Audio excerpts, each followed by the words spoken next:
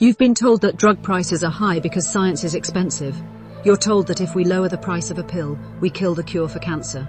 That researchers, working around the clock in billion-dollar labs, need every penny just to keep the lights on.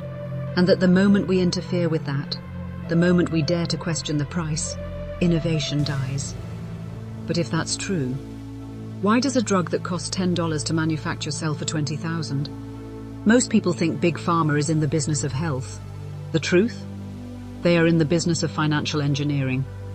Today, we're peeling back the layers of the most profitable machine ever built, layer by layer, to show you exactly how a life-saving molecule becomes a billionaire's portfolio.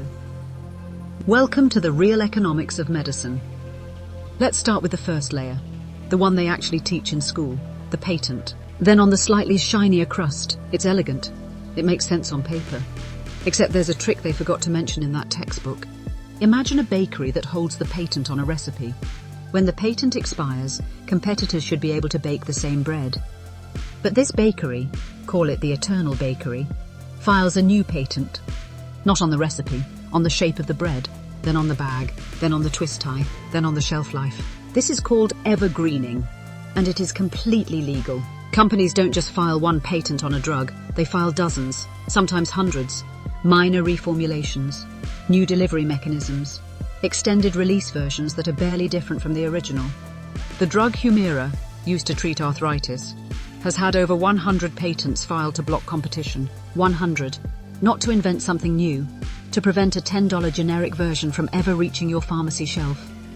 That strategy extended its monopoly by years beyond what the original patent intended. This web of overlapping patents is called a patent thicket. And it's not accidental. It's a strategy. A legal fortress built not to protect innovation, but to protect profit margins. Billionaires aren't made by the first patent. They're made by the 100th patent, the one that prevents a $10 generic version from ever reaching your shelf. Now let's go deeper, because even if you understand the patent game, there's a second layer most people have never heard of. Meet the Pharmacy Benefit Manager, or PBM. They don't make drugs, they don't sell drugs, they don't even touch drugs. But they are arguably the most powerful actors in the entire pharmaceutical system. Think of them like a club promoter. The club is your insurance plan. The promoter decides which drugs, which acts, get on the list, and which ones get left outside. They negotiate behind closed doors with drug companies, and they take a cut for every deal they make. So which drug do you think the PBM is motivated to put on your insurance plan? And by interesting, I mean infuriating. PBMs receive what are called rebates from drug manufacturers. Think of it as a commission, and that commission, that rebate, is calculated as a percentage of the drug's list price. If a drug is listed at $1,000, the PBM might get $200 back. But if that same drug is priced at $5,000, the PBM gets $1,000 back. Same drug, 5 times the profit for the middleman. The system has created a perverse incentive. The gatekeeper, the person deciding which drugs you can access, makes more money the more expensive those drugs are. And here's the kicker. The 3 largest PBMs in the United States, CVS Caremark, Express Scripts, and OptumRx, now control nearly 80% of the prescription drug market. In this layer, the more expensive the drug, the more the middleman makes. It's a system where the gatekeeper is financially incentivized to keep the price high, and then tell you it's for your own good. We're now at the third layer, and this one might be the most uncomfortable truth of all. We've been taught that pharmaceutical companies spend billions developing new drugs, that they take on enormous financial risk, that without that risk-taking, we'd have no new medicines. There's a version of that story that's true, and a version that is carefully curated. Here's the part they leave out. Many of the most significant drug breakthroughs in the last 30 years were not discovered in a pharmaceutical company's lab. They were discovered in university labs, funded by government grants, paid for by taxpayers. A 2017 analysis published in the Proceedings of the National Academy of Sciences found that every single one of the 210 drugs approved by the FDA between 2010 and 2016 had received funding from the National Institutes of Health, that's your tax dollars, totaling over $100 billion in public investment. Then, private companies licensed those discoveries, completed clinical trials, and sold the results back to those same taxpayers at markups of 1,000% or more. Let that sink in. You funded the research, Your tax dollars hired the scientists, paid for the equipment, and funded the initial discovery. Then a private company licensed it, branded it, and sold it back to you, sometimes for 20, 50, or 100 times more than it costs to produce. You are paying for the same drug twice, once to invent it through your taxes, and once to buy it back from the person who patented it. This is the layer where the R&D is expensive argument finally falls apart. We've heard it for decades. Every time someone suggests lowering drug prices, the industry fires back. But research is expensive. Innovation costs money. If you cut our profits, you kill the cure for cancer. It's their shield. And it works. Because most people assume that high prices must equal high investment in science.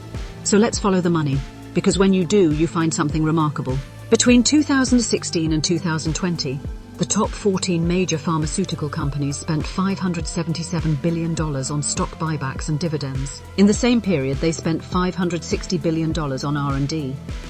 More money was returned to shareholders than was invested in developing new drugs.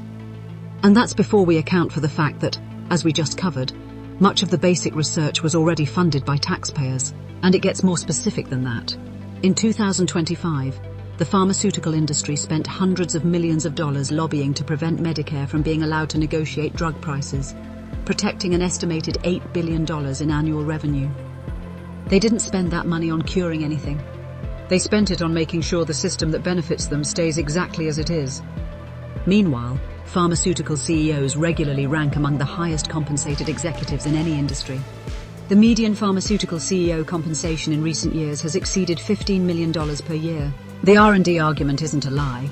Research does cost money, but it's a selective truth, deployed strategically to justify a system that, at its core, is designed to maximize shareholder returns, not patient outcomes. The money isn't going to the scientists in white coats. It's going to the executives in tailored suits and the shareholders in Zurich.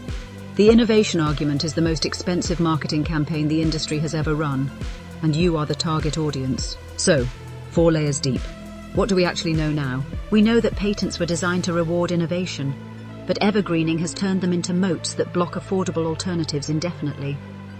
We know that the middlemen who manage your drug access make more money when your drugs are expensive. We know that your tax dollars funded the science, and then private companies sold it back to you at extraordinary markups. And we know that those companies spent more money rewarding shareholders than developing the next breakthrough. The question isn't whether the system is broken. The question is, broken for whom? Because here's the distinction that changes everything. Most people view medicine as a cost they have to pay. The wealthy view it as a system they must own. When a life-saving pill becomes a productive asset, when it generates dividends, when it props up a stock price, when it funds an executive's bonus, the price is no longer about health, it's about what the market can bear. Understanding this system is the first move. You can't change something you don't see clearly. And what you've just seen, the patent thicket, the hidden toll booth, the double pay, the shareholder supremacy. This is the architecture of modern pharmaceutical wealth. The question is no longer why are drugs so expensive? The question is, now that you know, what do you do with that information? If you found this look behind the curtain valuable, give us a like. It tells us you want more of this. Real economics, real systems, no fluff. And for those who want to move from the consumer layer to the owner layer, the people who want to understand how wealth actually accumulates in systems like this, subscribe. We'll see you in the next one.